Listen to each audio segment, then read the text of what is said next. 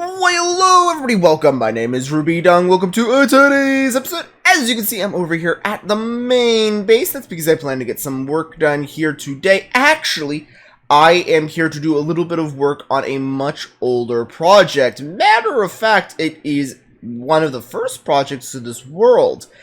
So I actually need to go a little bit of distance in order to get to it, interestingly enough. But it is going to be playing part in something that I am hoping to do with today's episode. In which case, some of you might be able to already tell, but if I jump all the way down here, get into this water stream, and go all the way up, and then down this direction over here, and across, I will be over here at the mob system. So this is one of the first projects, if not the first project I ever worked on in the world. In which case, it's basically just this massive clearing where I was going to be building little trenches so that way I could work on the mob system. Now, I still want to get this operational one day. Now, when I have no clue. This thing has been unoperational for close to 5 years now, so I actually might wind up getting it complete sometime around then. But what I'm actually wanting to do in today's episode is I want to do a little bit of slime hunting. That's right, slime hunting. That is because I want some way to get more slime balls, because I just basically have none. And slime balls that are actually extremely useful. So I am going to wind up trying to find out how many slime chunks are in this area. So if I can be able to measure that, that would actually be extremely useful. But I need to go through here and measure out the chunks. Now, I know for sure there's slime chunks down here. I have encountered slimes multiple times while just examining this area. So, I just need to be able to locate just one slime chunk. If I can, that'd be excellent, and I'll turn it into a temporary slime farm. So, to start off today's episode, I'm going to do a little bit of measuring off camera, attempt to find a slime chunk somewhere around here, and then be back with you guys, hopefully, with that chunk, well, estimated out. Alright, I've gone through and have designated an area. So, this here is a slime chunk. So, slime spawn in these two areas side by side here. So, I actually did the adjoining of them. So, this is just one big spawning platform for them. Though there is one small problem with it. This area over here has some lava, so it has set fire to the fencing one or two times. So, I'm just going to have to put up some solid blocks here.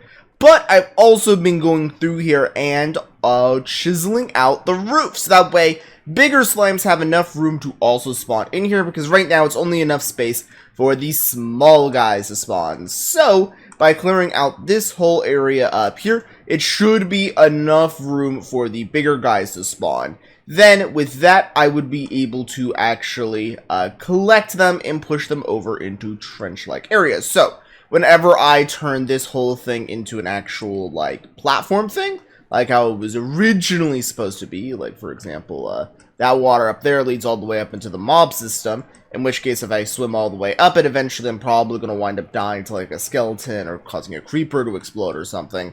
But, staying all the way down here, there will be a couple of slimes spawning down here, and when I turn this into platforms, in which case you can see, like, this whole thing is basically occupying one chunk except for this little slice over here. So when I move chunks over, there's probably going to wind up being like 2 or 3 inside of here. Yeah, but that is going to be the main part of this build. I just need to get the actual roofing cleared out and a water stream set up to push them over to one side, and then I can kill them. Alright, after doing a little bit of work down there, you might be wondering, why are you wanting to make a slime farm so badly that you're having to dedicate a whole episode to it? Well, let me go over here. As you can see, I don't have very many slime balls. Matter of fact, let me just get a few of these. But with these slime balls, outline this out, I can make slime blocks. And this is where things get interesting, because I'm going to need myself 2 of these, and I'll just take both of those. But with these blocks here, I can go, let's say, all the way down here, hook up this to here, with this, and then put this lever down, and whee! Launch myself up, and I want to turn that lever off. But yeah, I can launch myself up, but also, as you can see here, I'm launching this block up as well. Well, I'm not launching it, but it is coming up. In which case, this is what the primary thing of me wanting to do this for is because I have several ideas involving slime blocks, particularly for farms or transport or anything along those lines. But I haven't gotten a chance to build any of them simply because of the nature that I don't have a slime farm. Now, if I were to do this, let's say, and then put that there, and then that here, and then drop this down, and oh, I want it to be over to the side a little bit, but oh wow, you can put that on the slime block? I had no clue. Slime blocks also break instantly. Okay, so push that down, and okay, that's not what I was wanting to do here.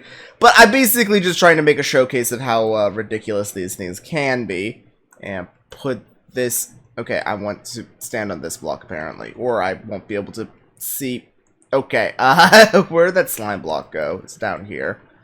But yeah, what my main thing for doing this is I'm wanting to primarily showcase... I'll just put it there. Honestly, then it'll be fine. Alright. And if I were to go like this and... Wow, see? I can launch myself around a little bit. And that is the primary... Well, not the primary use, but one of the uses why I want to do this is because around this base, I want to begin setting up a little bit kind of like a pogo transport kind of system where I'll be launched up and go around, where I want to have, let's say, this one room, like maybe, let's say, a room offshooting from over there, something close by the main hub here. I want to be able to pull a lever and go boing, boing, and then wind up somewhere. So I want a bunch of little stations with these things in them, with redstone going to them to slowly signal, okay, here, here, here, here, and then it'll be a hub system where I just stand on a slime block and push a button, and that button will transport me to an appropriate room, presumably on the opposite side of the base or something. So, like, let's say I'm over here at the main hub, because the main hub's probably going to be the longest, and I'm like, I want to get to the main floor, boing, boing, boing, boing, all the way up to the main floor. That's going to be significantly faster than taking the water system. Or sitting here at the main hub, being like, I want to go to the tree farm. Boing, boing, boing, all the way over there. It will probably be the fastest possible way I can transport myself across the base. And that is what I'm hoping to set up here, is basically a ridiculously fast way to get across my main base here, is because my base has gotten a little big, if you haven't noticed, and I want to begin setting up a transport for that. But I only have like a handful of slime blocks, so I need to set up a slime farm so I can get significantly more. Like, let me show you how many slime blocks I have. Let's turn the rest of these in. Yeah, 3 slime blocks. That's not enough to make what I'm looking for. So, I'm going to be making a little system in order to be doing that, so I can boing, boing, boing, boing, jump around everywhere. So, with what I've set up so far, I can, at the minimum, at least just manually kill the slimes, because I'm going to need a ton of them. But anyways, guys, that's probably going to be doing it for today's episode. I do hope you guys enjoyed today's episode. If you guys have any ideas of things you want to see me do here in the future, especially for the slime farm, if you guys have any, like, sub-ideas where it's like, oh, you could do X thing for it, or if you're liking the idea of the transport system that I was planning out with today, then be sure to tell me. I always love hearing your guys' suggestions. And if you guys have anything that's completely different, then I would also love to hear that. But that's probably going to be doing it for today's episode. I do hope you guys enjoyed. If any of you guys have any suggestions for things you want to see me do in the future, this is a sandbox game with basically infinite variables. There's an infinite number of things I can always wind up doing. So if you guys have just any off-the-wall things, I can also wind up doing that. But I do hope you guys enjoyed. I got a sapling. Free sapling for it. But anyways, guys, I do hope you enjoyed today's episode. And I will be seeing you guys here in the next one. So long. See ya. Bye.